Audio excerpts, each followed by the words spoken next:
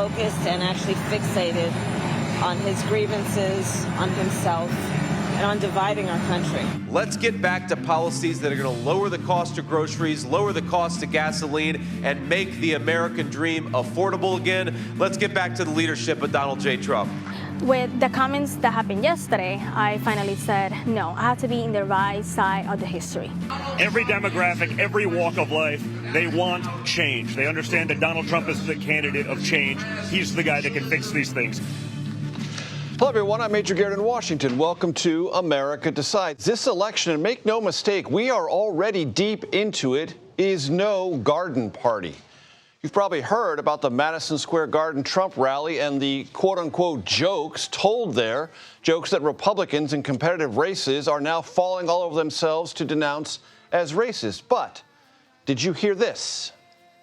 Who's going to stand up for our daughters? Who's going to stand up for the girls of America, the women of America, the families of America? Who's going to stand up and say the cartels are gone, the criminal migrants are gone, the gangs are gone, America is for Americans and Americans only? Who is an American? Who gets to have the American dream? And who will decide?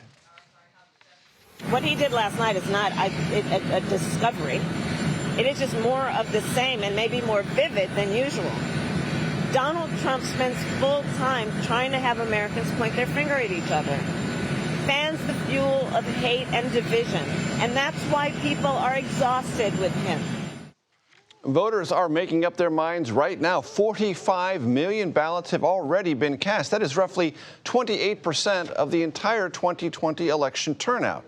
And as this has been going on, as you may have heard, fires have been set inside ballot drop boxes. That has happened in Arizona, Oregon, and Washington. The Department of Homeland Security today issued a warning about extremists online openly discussing attacking election workers or sabotaging ballot boxes. This election, as I just said, no garden party. The campaigns continue to move rapidly through the battleground states, and that is where we begin. I want to go to Nicole Killian, who's with former President Trump in Georgia, and Ed O'Keefe, who is traveling with Vice President Harris in Michigan. Nicole, let me start with you. The last night's rally in Madison Square Garden is coming under some form of criticism from both parties. What's been the campaign response? Well, some form of criticism, I think, puts it mildly, because we have heard a widespread condemnation all the way from President Biden to Vice President Harris to many of the former president's GOP allies, particularly in Congress, whether that is Rick Scott, Marco Rubio, some of the New York Republicans who are in very tough races there outside of Madison Square Garden, like Anthony Esposito, who said that he is a proud Puerto Rican, but disagrees with some of the comments that were made at the rally last night. But look, the Trump campaign has made clear that it didn't vet these comments or these comedians' jokes before he went on stage. And an official did tell us in a statement that this does not reflect the views of the former president or the Trump campaign. Nicole, for the audience's benefit, in case you haven't seen it, I just want to play one of the quote-unquote jokes told at the Trump rally in Madison Square Garden. Control room, let's run that. Like, I don't know if you guys know this, but there's literally a floating island of garbage in the middle of the ocean right now. Yeah. I think it's called Puerto Rico. So, Nicole, you said the campaign is trying to distance itself from that. Does it in toto believe that the rally in Madison Square Garden was to its benefit, meaning worth more than all the negative blowback that's occurred in the ensuing hours? Well, for those here in the crowd here in Georgia, which is quite far from Madison Square Garden, they view last night's rally as a hit. We just heard from Marjorie Taylor Greene, the congresswoman from Georgia, who tried to spin the events of last night, saying that, while liberals and Democrats may be offended, she is offended, and the crowd here should be offended by Democrats' policies over the last decade plus, that they should be offended that Democrats have referred to former President Trump as a fascist or at times as Hitler. So from her standpoint, she believes that it's Republicans who should be offended. And continues to insist, as many speakers here on stage have, that, the rally last night was a huge success. It's also worth pointing out that on more than one occasion, the former president, that is to say former President Trump, has referred to Vice President Harris as a communist and a fascist. Georgia, you're there, Nicole. What's the atmosphere? What is the campaign ground game there and expectations for them in Georgia?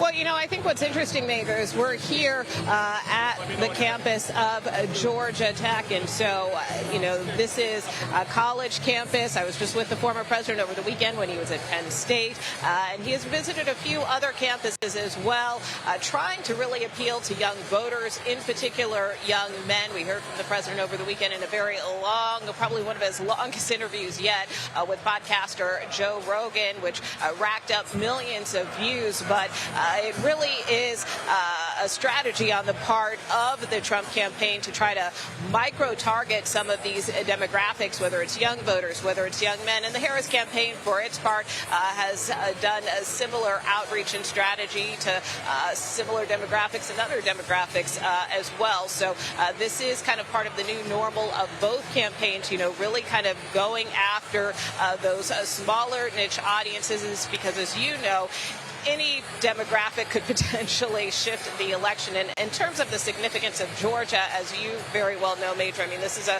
critical battleground state. Obviously, a lot of people remember what happened here in Georgia in 2020, where the former president asked then Secretary of State Brad Raffensperger to find him the votes, which really set off a firestorm, if you will, in the sense that the former president ultimately was indicted for alleged election interference, along with a number of co-defendants. So for the Trump campaign, they certainly would like to get this state back in their column. But that being said, this is now, to a certain extent, a purple state. Some still think it's red and want to keep it red, but after President Biden flipped the state in 2020, Democrats certainly want to hold on to it, particularly after those two Senate victories with Senator Ossoff and Warnock. So there is quite a battle here on the ground in Georgia, and that's why the former president continues to come here time and again. Nicole Killian, thank you. Ed, you had a chance to talk to Debbie Dingell, who knows a fair amount about election politics in Michigan. What did she tell you? She told us, Major, that she's been begging the Harris campaign to come specifically to Ann Arbor, Michigan. It's in the 6th district of Michigan, and she points out there were more Democratic votes in this part of the state in the last few statewide competitive elections than any other, and she needs to be spending more time here. Take a listen. Most people don't realize that the 6th congressional district has more Democratic votes since the redistricting than any district in the state. Really? We had more Democratic votes in 2022, more Biden votes in the primary, more uncommitted votes than the Dearborn district, et cetera, and then more Democratic votes in the primary. Can she win? I'm going to tell you, neither candidate has won. I am Debbie determined, and I'd rather be in our shoes than his shoes right now. It was around this time 8 years ago, Major, you'll remember that she was warning that Hillary Clinton could lose Michigan, and then she did. And she pointed out there that she doesn't know quite who's going to win because it is that close. One thing to watch for here tonight on the outskirts of the campus of the University of Michigan, what kind, if any, protest is there regarding the war in the Middle East? Remember, there are hundreds of thousands of Arab or Muslim Americans who live in and around Detroit. And they've made it a big cause of concern for them because they know so many who've died, friends and neighbors, or their friends and neighbors have friends and relatives who died in that conflict, and they're holding it against the Biden administration and, by extension, the vice president. Let's see if she talks about it tonight and how she responds to any interruptions. Ed O'Keefe, thank you very much. Also, our thanks to Nicole Killian coming to us from Georgia. I want an invitation to you. Watch our election night coverage with the entire CBS News team live from our election headquarters in New York, and with our teams who will be spread out across the country. Join us for real-time results, analysis, and, of course, exclusive polling. Coverage starts at 4 p.m. Eastern on CBS News 24/7 and 7 p.m. Eastern on CBS. Former President Trump says Chinese leader Xi Jinping would treat Vice President Harris, quote, like a baby, unquote, if she were elected. We'll show you how Harris responded to this during an exclusive CBS News interview with Norah O'Donnell. That's next. You're streaming America Decides.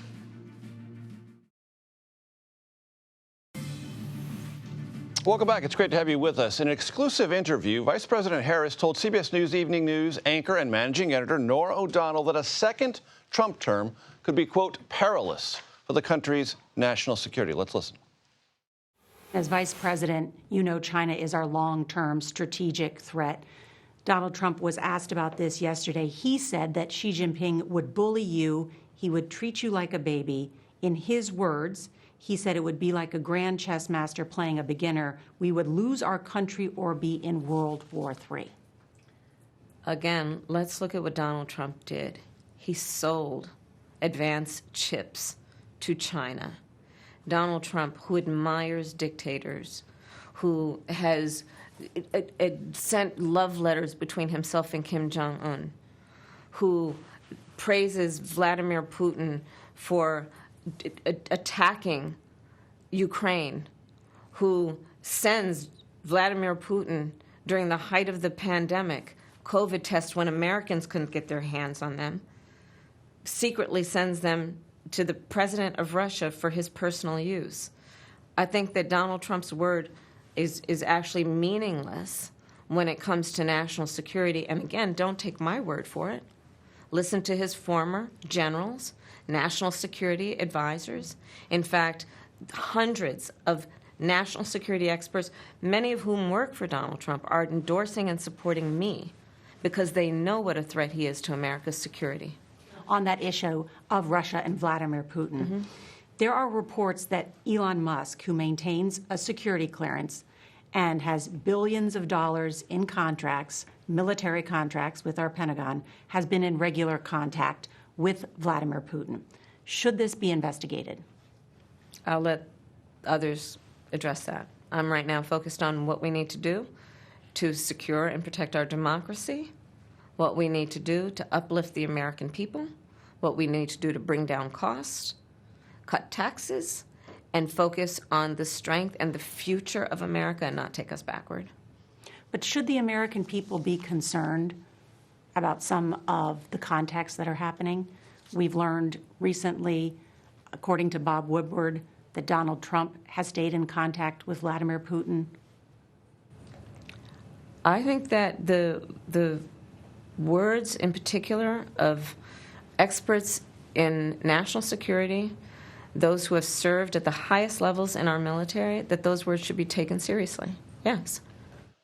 CBS News anchor and managing editor Norah O'Donnell joins me now at the table. Great to have you with us. Great to be here. Congratulations on the interview. Your impressions about those exchanges, about national security and Elon Musk?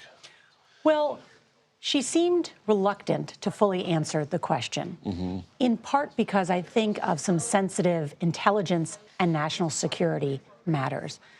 The question about how often Elon Musk has been speaking with Vladimir Putin, and at the same time, Elon Musk spending millions of dollars in support of Donald Trump. 75 million and counting. That's right. This also comes when the lead of the Evening News on Friday night was that the Chinese have targeted and tried to get into the phones of Donald Trump and J.D. Vance. I also asked her, were you targeted? She didn't want to answer that question. Again, I think in that instance, for national security reasons. But notably, on that very question of China and whether she would be treated like a baby, in the words of Donald Trump, you see how she pushed back. And it's the same message she had today while visiting a semiconductor plant in Saginaw, Michigan, arguing that Donald Trump, when he was president, actually sent the Chinese advanced technology, advanced chips that they are using to support their U.S. military. What you see essentially Kamala Harris trying to do today as she's walking the assembly line is trying to put a dent in that argument that Donald Trump would be better on the economy.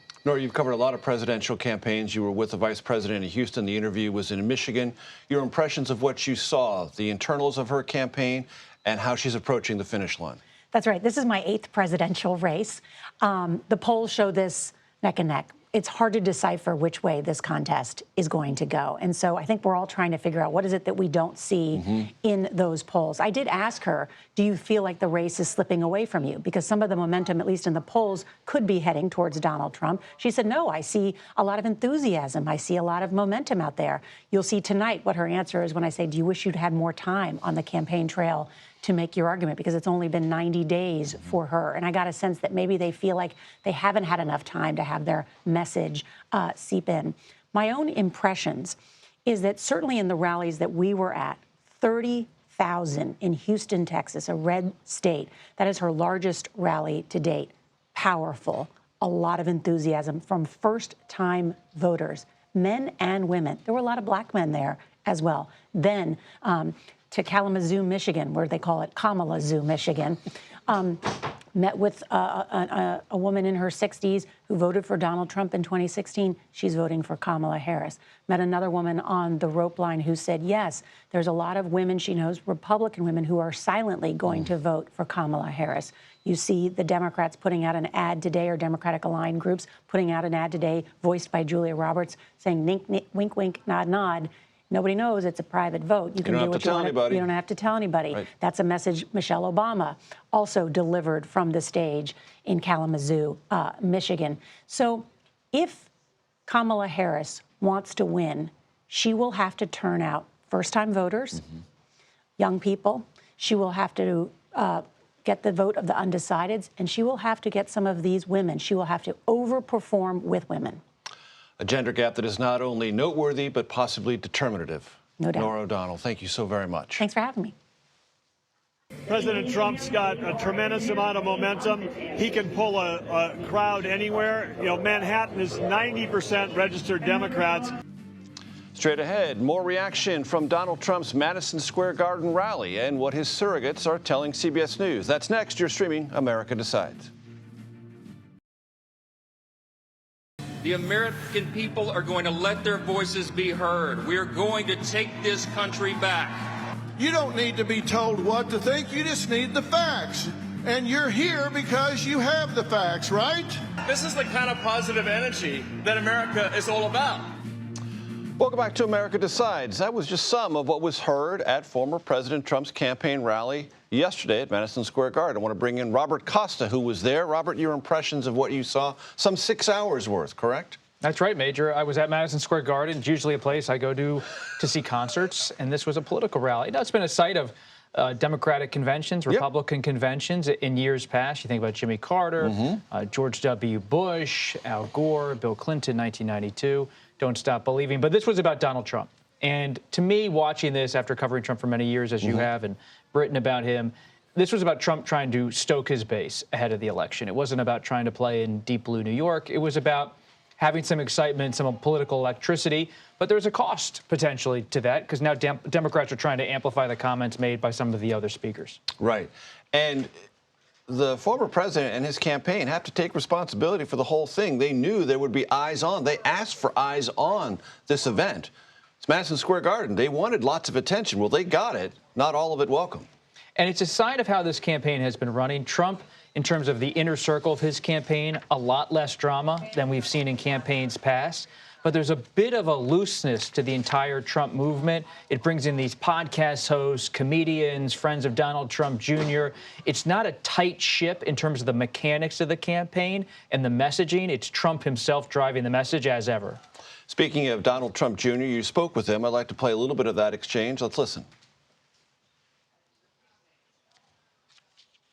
What's the sense of things inside the campaign, inside the Trump family? How confident is the inner circle? You know, it feels really good. I'm on the ground. I'm all over the place. I'm in all of the swing states. And I'm just seeing it's not just the guy in the MAGA hat anymore that's coming up to me. And I don't mean at rallies. I mean at airports on the way. People, they notice it. They understand that Donald Trump is the candidate of change. He's the guy that can fix these things. And they're being very vocal about it. That's really crucial for the Trump campaign to be, or to reclaim, if Vice President Harris had it for any period of time, that he's the change agent, that he's the alternative. That's kind of one of the areas in which this election is going to be decided. It really is. And I think Donald Trump Jr. is speaking to the Trump campaign's attempt to make overtures to labor, to families who are aligned in any way with the labor movement in the industrial Midwest or the South.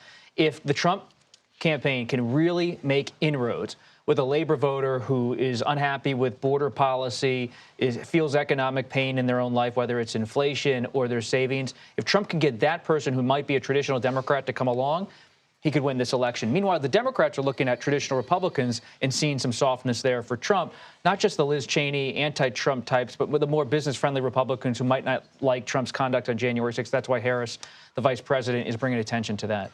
One of those kind of pro-business Republicans, not as MAGA as others, Doug Burgum, the Republican governor of North Dakota, one of the many vanquished Republican rivals one time to former President Trump. You also talked to him at Madison Square Garden. His presence there is suggestive of a combining of forces. Let's listen to the governor.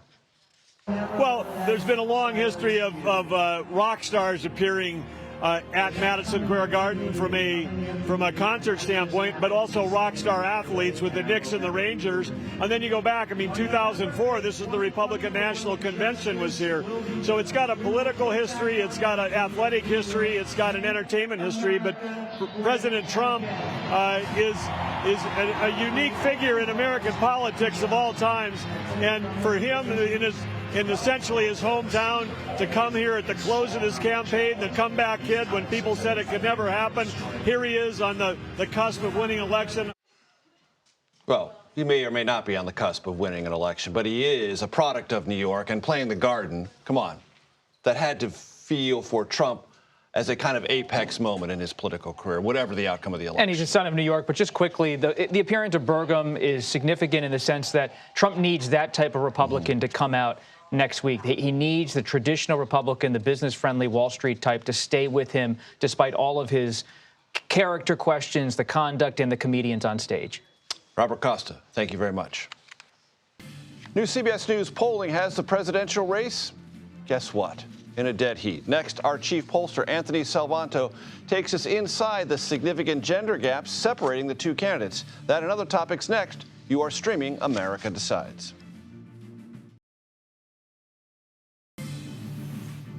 Welcome back to America Decides. New CBS News polling finds a 21-point gender gap in this presidential race. That is the largest we have seen all year. Vice President Harris leads with women by 12 points.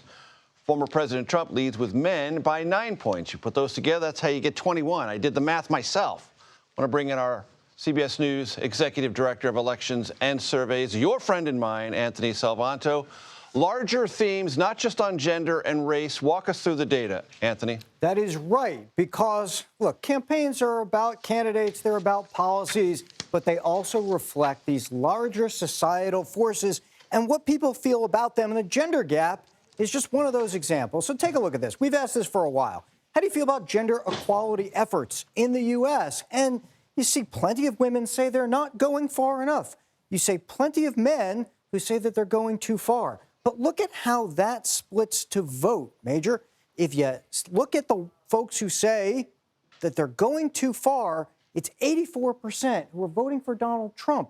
But if you look at them, and I showed you, a lot of women say this, that those gender equality efforts aren't going far enough, overwhelmingly for Kamala Harris. That connection to vote tells you that views on those larger forces are associated with how people are voting in this campaign. And that is just one example and one of the drivers behind that gender gap, Major.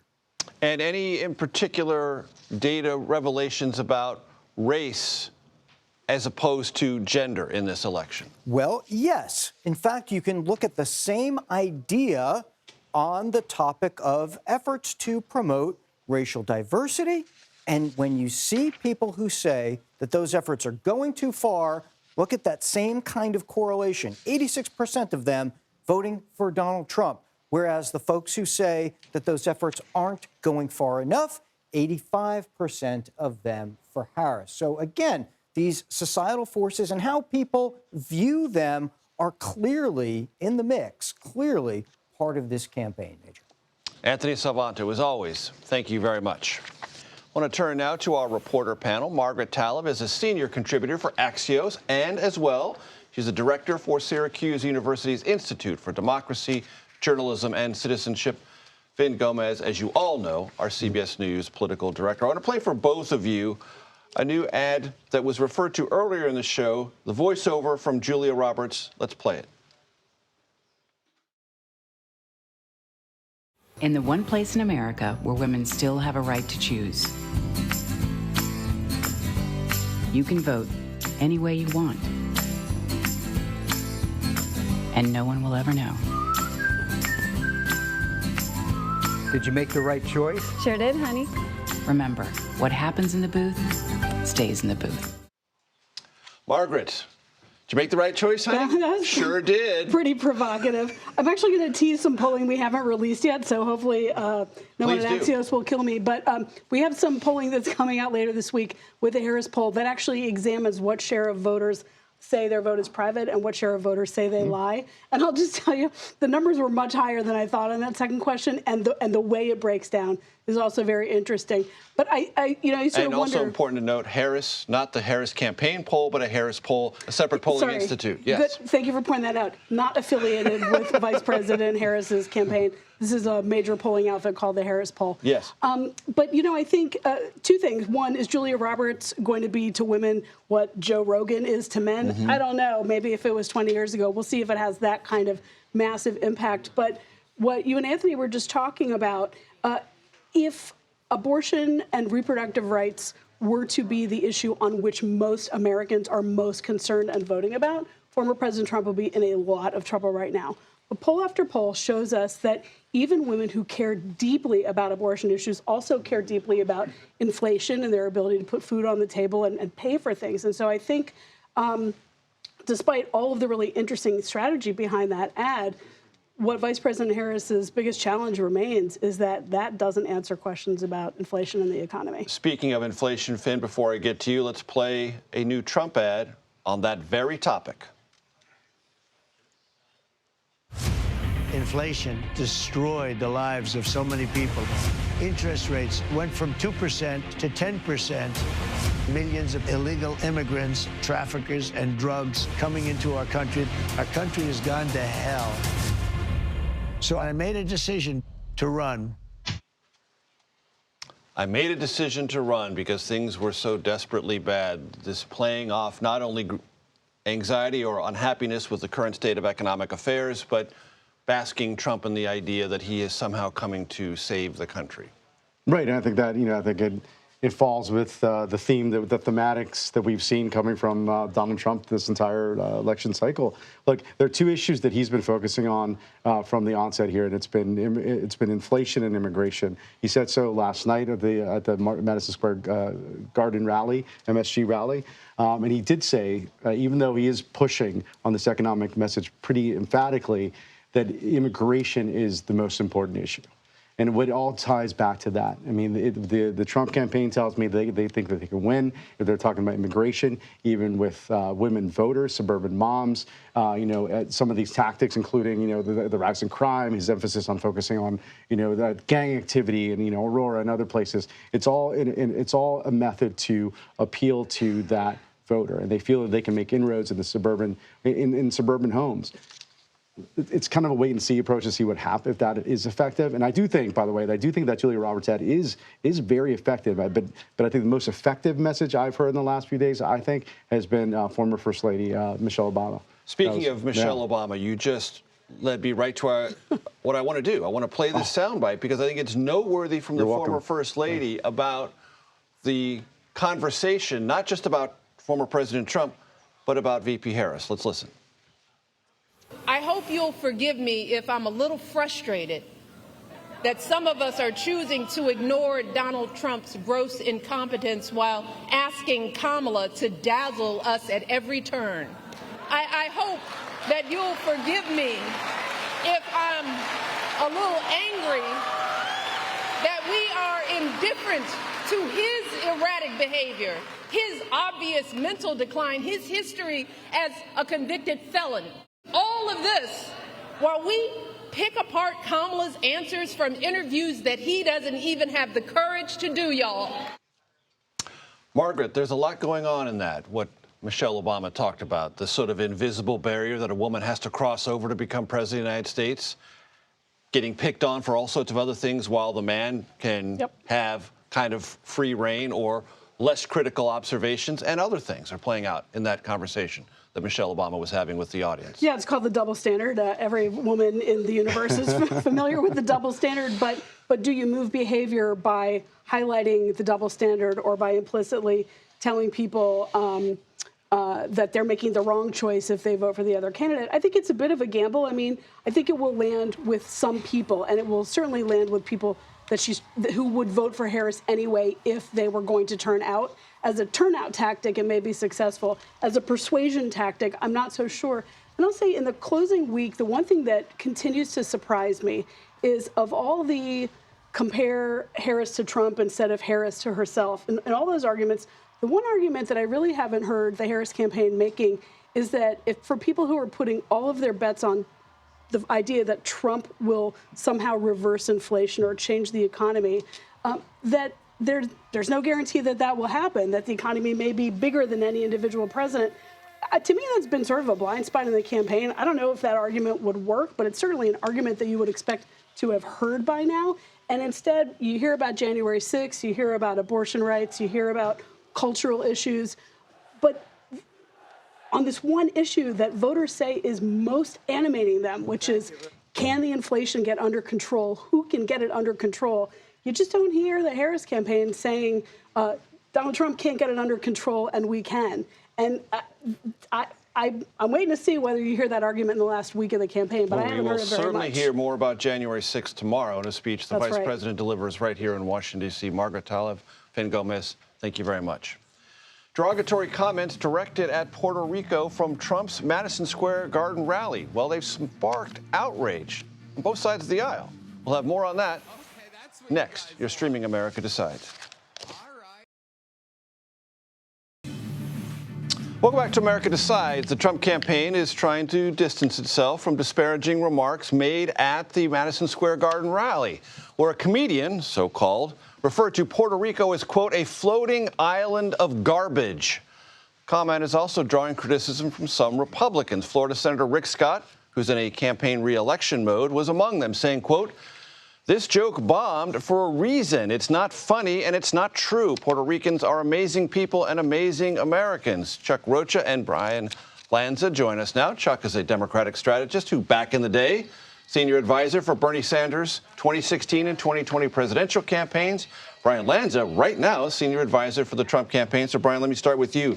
Net, the Madison Square Garden rally a success or more damaging than it was worth? Well, listen, I think ultimately it was a success. If you look at what the undecided voter is looking for, they're looking to see the final message going into President Trump.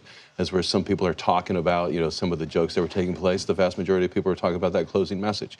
It's inflation, it's economy, it's immigration, and those are the issues we're going to talk to at the end. We have a plan to address those, and that's the message we're going to be going forward, as opposed to Kamala Harris, who has no closing message other than she broke it and Trump will fix it. Chuck. I could disagree a little bit with my good friend Brian. I think his message of hate and dissent last night got in the way of his message of hate and dissent. But that's just my opinion. But look, the big thing last night in the Latino community was this comment you said about Puerto Rico.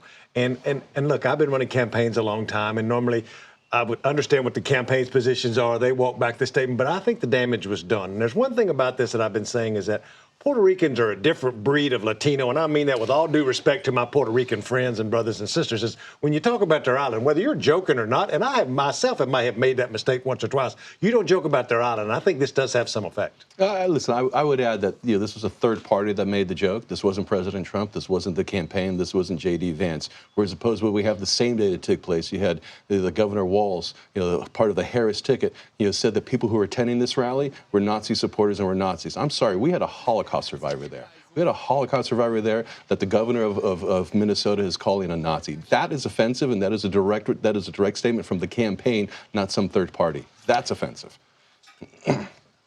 The Trump campaign is in part responsible for the entire program, though, is it not? And you knew there'd be eyes on this rally. You wanted eyes on this rally. You got eyes on this rally. Yeah, we got a lot of eyes. Should have been tighter, shouldn't it? Yeah, listen, you can control as much as you can control, but when a comic decides to ad-lib, you're sort of stuck at what he says. But do you think within the atmosphere and within Trump rhetoric, that comic felt that he wasn't actually going out of bounds? I mean, listen, if that's the case, a lot of comics are going out of bounds, whether they're comics supported of President Trump or comics supportive of Kamala Harris. Comics constantly go out of bounds. And so to try to hold a campaign accountable for a comic going out of bounds, I'm sure we have a long list of comics who have offended people. Okay, Chuck, it's just artistic license. Come on, what are you I making put a big together a deal lot about? of these rallies, and I'm not going to hold somebody to what something a comic said to a campaign, but you got to have a tighter handle over this when you're running a campaign like this for President of the United States. But I'll set that to the side and go back to the American people have a choice last night. Whether there was a great rally or not a great rally, I think the rally speaks for itself, and I think that it does have some effect. We're in the last bit here. I said this to somebody earlier. I was like, look, normally this don't really matter. Quote unquote, it's baked in, but folks have ballots now. And I was thinking about 600,000 Puerto Ricans in Pennsylvania have ballots in their hands. And I think that it matters when folks are texting them like we did this morning. We text that to every Puerto Rican in Pennsylvania. That's my job. I'm a strategist. It's something I can use to tell Puerto Ricans there's a difference in these campaigns. Quick question to both of you. Would it, under normal circumstances, have been permissible or within the campaign's responsibility to clear the remarks beforehand? And we did. And listen, that is The always comedians? absolutely. We had to make edits to some of the speeches in the past, and we continue to do that at all our rallies, and we're going to continue to do it forward. We hear what people say, we review some of the things, and yeah, sometimes you have to make So the edits. set that the comedian presented was not the set that he delivered? Correct. What does that tell you?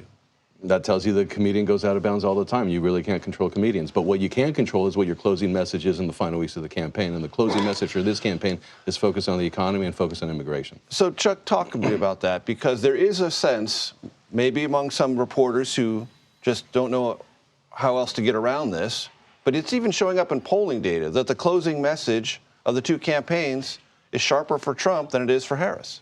How would you evaluate that? Trump should be winning this race by 60 points based off of what we know about everything that's went on in the last 4 years. As a strategist, when you're running against an incumbent whose economy may not be as good as it was 4 years before, that's all you have to say, and he should be 70-30 winning. And it was almost that when Joe Biden was the president. Every advantage is in their favor. I'll give that to my good friend Brian. Like, there's no doubt. But what gets in the way of that message is what you saw last night. If we just ran on that message, he'd be kicking all of our butts. Brian? Listen, I think the biggest advantage that the Harris campaign Should Trump be farther ahead, like he was when it was Trump against Biden? Listen, when it was Trump against Biden before the debate, it was only a couple points race, and we are sort of within the margin of error. But what I would say this, I think the biggest advantage that the Harris campaign has the media. You know, they're the ones who are sort of filtering what seems to be the most important thing. Like I said, I just mentioned on this show, yesterday Tim Walz called a Holocaust survivor a Nazi for attending the rally. Nobody's talking about that. Here we had a third-party candidate, a third-party jokester tell a joke that fell flat, that the campaign said doesn't reflect our values, and we're talking about that. We're 3 minutes into that conversation and 30 seconds in Tim Walz, and that's why the media and that's why Harris has the campaign, has the advantage. Look, I understand what Brian's doing. The campaign should be doing it. They want to pick out one thing that's different in what's happened last night. It's called spin, and I get that, right? And that's part of what we're doing. That's offensive is what it is. What it is called GNC, which is good and crazy. Good and crazy is what you saw last night, and I don't think that's what you should be in this campaign on. So, last minute or so, very quickly, Brian, give me a sense of the Trump ground game and the Harris ground game from you, Chuck. Go ahead, Brian. Listen, it's full steam ahead. We've worked with outside groups. We've raised a lot of money for it. The outside groups are showing the data coming forward. We've seen some of the early votes. Look in Nevada. For the first time in a long time, Republicans are leading the early vote in Nevada. Look at Arizona. So, you know, we're happy with the progress we've made with the third parties. They're going to continue to focus, and we're very happy with our GOTV operation. Chuck Rocha, you know what he meant, third parties. That means outside, not inside the building. Harris has 51 offices in Pennsylvania. Donald Trump has 23. We're going to see whose game's better. Maybe they can do more with less. I don't think so. Chuck Rocha and Brian Lanza, thanks very much for your time. I appreciate it. Our CBS News polling shows most voters have, well, been dissatisfied with the economy of the country for some period of time. Does that perception match the economic reality? We'll take a look at that question next. To give you an answer, at least in part, you're streaming America Decides.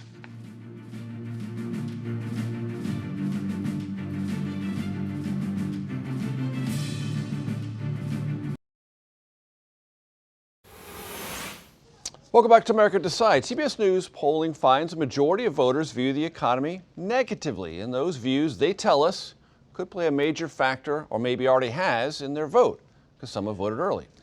But how is the economy actually performing? Let's take a look at one metric, gas prices. According to AAA, the current national average price of a gallon of gas, $3.13. That's a drop of 9 cents from last month, down 37 cents from a national average a year ago. Kate Davidson joins me now. She's the managing editor for U.S. economic policy for Bloomberg News. Kate, great to see you. Thanks for joining us. I saw on Bloomberg earlier today, Jamie Dimon knows a thing or two about the U.S. economy, says it's booming. Last week, the cover of The Economist magazine, envy of the world, describing the state of the U.S. economy. And yet, this persistent unease or flat out dissatisfaction with how things are going. What explains that? Well, I think the thing is that consumers and American voters, they remember what they were paying for things at the grocery store 4 or 5 years ago. It wasn't really that long ago. And so inflation is still very much present in their minds, even though the monthly and annual inflation figures have come down. So price growth has eased. Prices are still higher than then. So I think that plays a big role, even though, as you pointed out, gas prices may have come down. Certainly certain categories have fluctuated and some have improved. Broadly speaking, you're not going to see prices across the whole economy come down. That would be disinflation. That would actually be worrisome. That's not a great sign for a healthy economy. So we're still seeing some prices inch up. And overall, consumers are paying more than they were a few years ago, and they're just still not that happy about it. And Kate, I'm a person of a certain age. I remember the 70s and 80s. Heavily inflationary times, much larger than they are now, higher interest rates then than now.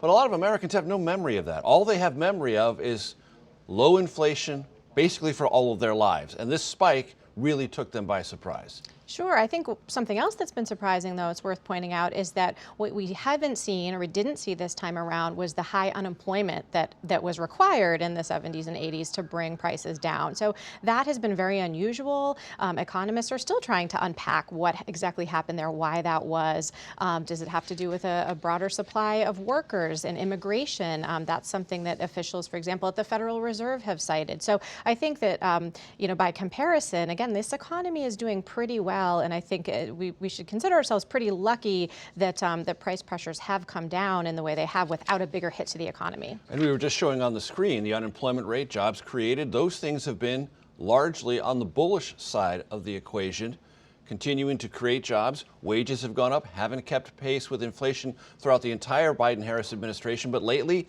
they've caught up and exceeded a little bit. That's providing some relief, but not nearly enough. Sure, right. Things have gotten a bit better, and that isn't to say, right, that certain groups, have really felt this pain. I think that there are starting to be some concerning signs among lower income groups about rising delinquency rates. But generally speaking, again, the American consumer has really continued to power this growth, and there have been, there's been a lot of prognostication about how much longer can it last. Surely next month we're going to see these numbers come down, and we see retail spending data, we see consumption data. It's just very, very strong, despite these very high interest rates that you mentioned. And there's a kind of muddled picture of what the future looks like to consumers. So the Conference Board, I want to bring that up, has a consumer confidence index that went down for the month of September. And the University of Michigan has a consumer sentiment index that went up. Mm-hmm. So what's the difference, and how should we gauge where consumers think things are now and what they're imagining they'll be in the not too distant future? Sure. Well, these measures are always very tricky because they are really tied to politics. They're increasingly partisan. They survey people who run the survey have found that Republicans are typically happier when there's a Republican president in the White House. Democrats have a better outlook when there's a Democrat. I think the most recent numbers from the Michigan survey, for example, showed that a big part of that pickup was because Republicans are more confident that Donald Trump will win the White House, and Democrats a little bit less confident in recent weeks. So I think it is hard to disentangle what it means for the future, and probably those measures are going to shift after Election Day for sure. Measures are going to shift after Election Day in more ways than one. Kate Davidson, thank you very much for being with us. That does it for today. We'll be back with another edition of America Decides tomorrow at 5 p.m. Eastern. The Daily Report starts right now.